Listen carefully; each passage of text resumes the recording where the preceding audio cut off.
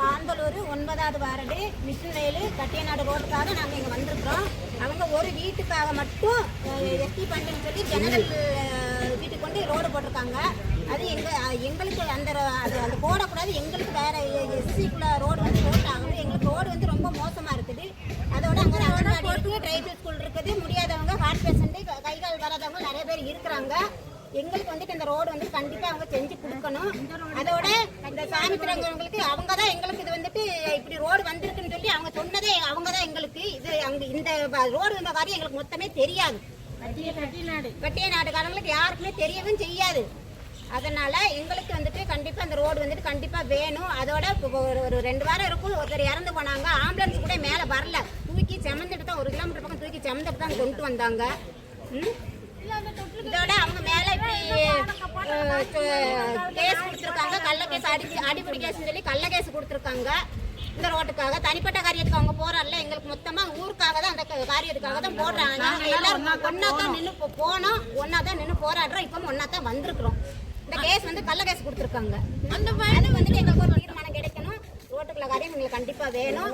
அதோட ஏரியாவில் இந்திரான்னு ஒருத்தர் இருக்கிறாங்க. அவங்களுக்கு கையும் வராது, காலம் வராது. கோட்டயத்துல 1 மாசம் இருந்து இங்க கொண்டு வந்தாங்க. ஆம்புலன்ஸ்ல கொண்டு வந்து கீழே இந்த விநாயகர்களை விட்டுட்டு போயிட்டாங்க. அதுல இருந்து ஆட்டோல கொண்டு வந்தாங்க. அதுக்கு மேல ஆட்டோ வராதுன்ட்டாங்க. அதுக்கு மேல எங்க வீட்டுக்காரர் தான் தூக்கி சமந்து வீட்டுல கொண்டு வந்து விட்டுட்டு வந்தாரு. இந்த மாதிரி காரியங்களும் எங்களுக்கு நடக்குது.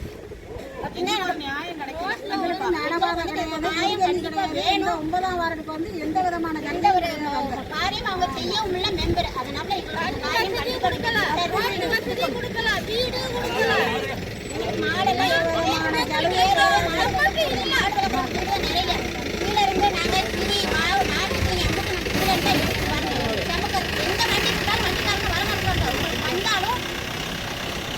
எங்களுக்கு வண்டி தான் ரொம்ப மோசமாகுது. எங்க வண்டிக்குள்ள காசு செலவாகுது. எங்களுக்கு நாங்கள் வரமாட்டோம்னு சொல்லி சொல்றாங்க. பாலெல்லாம் நாங்கள் மழை வந்துச்சுன்னா பாலெல்லாம் கீழே முக்கிட்டு தான் கொண்டுட்டு போறதா இருக்கு.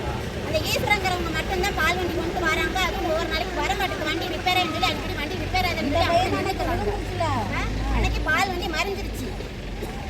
அந்த ரோடு சரியா கண்டிப்பா ஏதாவது தீர்மானம் பண்ணி கொடுக்கணும். டாக்டர் கூட எனக்கு பாட்டலோட மருந்து கீழே விழுந்துட்டார். இது காந்தலூர் கிராம பஞ்சாயத்து 9ஆம் வார்டு மிஷின் வயல் கட்டிநாடு பாகத்தில் இருக்கக்கூடிய மக்களுடைய குறைகளை தான் இன்றைக்கி நீங்கள் பார்க்குறீங்க. காரணம், ஒரு 15 வருஷமாயிட்டு கட்டிநாடுக்கு போகக்கூடிய ரோடுகள் ரோடுமானுக்கு இல்லாமல் குண்டும் குழியுமா, ஒரு ஆட்டோவோ ஒரு ஜீப்போ இல்லை எமர்ஜென்சிக்கு ஒரு ஆம்புலன்ஸு கூட கொண்டு போக முடியாத ஒரு சூழ்நிலை இன்றைக்கி காந்தலூர் கிராம பஞ்சாயத்து 9ஆம் வார்டில் நடந்துருக்கு.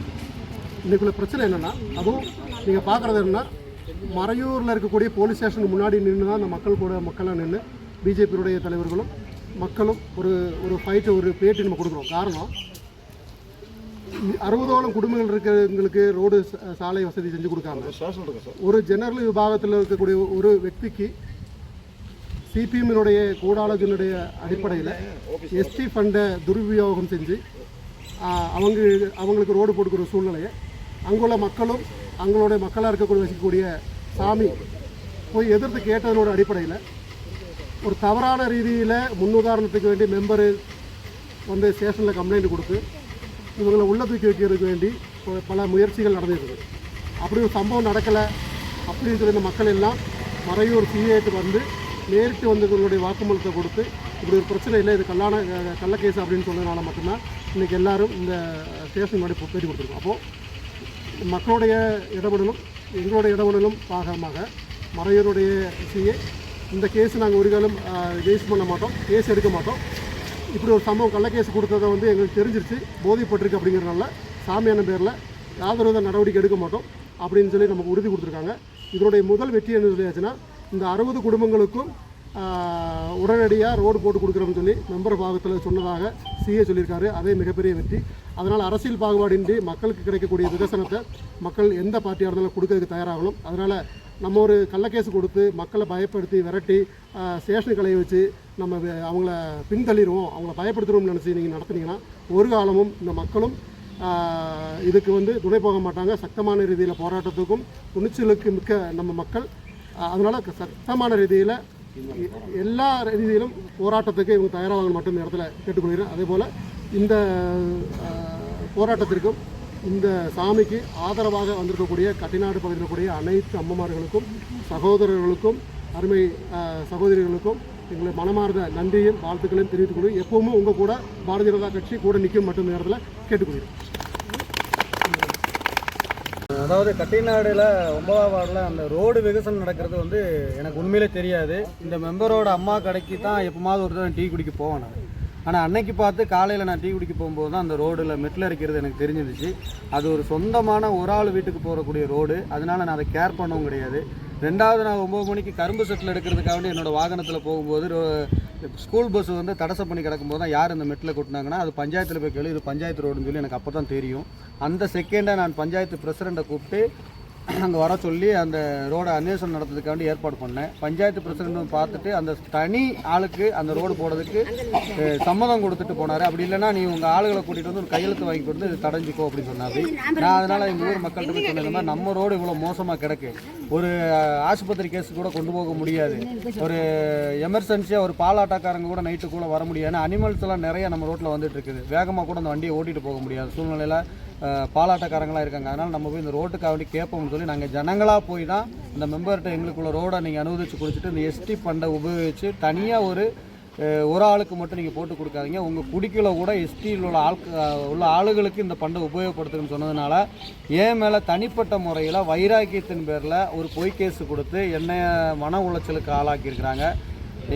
எனக்கு இந்த மன உளைச்சல்னால எனக்கு ஏதாவது சம்பவித்தால் என் குடும்பத்தில் உள்ள எனக்கு 2 பெண் குழந்தைகள், அந்த பெண் குழந்தைக்கும் எனக்கு மனைவி என்னுடைய தாயார் மட்டும்தான். எங்கள் தகப்பனார் என்னுடைய சின்ன வயசில் இறந்துட்டாங்க. அவங்களுக்கு எல்லாருக்கும் இந்த மெம்பரை தான் வந்து சமாதானம் சொல்ல வேண்டிய சூழ்நிலை. ஏன்னா இந்த போலீஸ் ஸ்டேஷனுக்கு இன்னையோட நான் 2ஆவது நாள் வந்திருக்கிறேன். இப்படி என்னை கள்ளக்கேஸ் கொடுத்து ஒரு மெம்பர் வந்து பண்ணுறது ரொம்ப ஒரு அட்டுழியமான காரியம். அது எனக்கு ரொம்ப மனவேதனை தருது. அதனால் இந்த சேனலில் பார்க்குற எல்லா மக்களும் அவங்கவுங்க ஊரில் நடக்கிற ஒவ்வொரு காரியங்களையும் மெம்பர்கிட்ட நீங்கள் தட்டி கேளுங்க. ஏன்னா ஜனங்களுக்கு சேர வேண்டிய ஒரு ஆணுகூலத்தை வந்து எல்லா ஜனங்களும் பெற்றுக்கொள்ளணும். ஏன்னா எல்லோரும் ஒதுங்கி போனோம்னு சொன்னால் நம்ம நாட்டுக்கு நம்ம வார்டுக்கு வந்து ஒரு விகசனம் கிடைக்காது அப்படின்னு தெரிவிச்சுக்கிறேன். இன்றைக்கி இந்த ஜனங்கள் எல்லோரும் எங்கள் ஊருக்காக வேண்டி எனக்காக வேண்டி எல்லாம் மொத்தமாக வந்திருக்காங்க. அதனால் இந்த ஜனங்களுக்கு எல்லாருக்கும் நன்றி தெரிவிச்சுக்கிறேன்.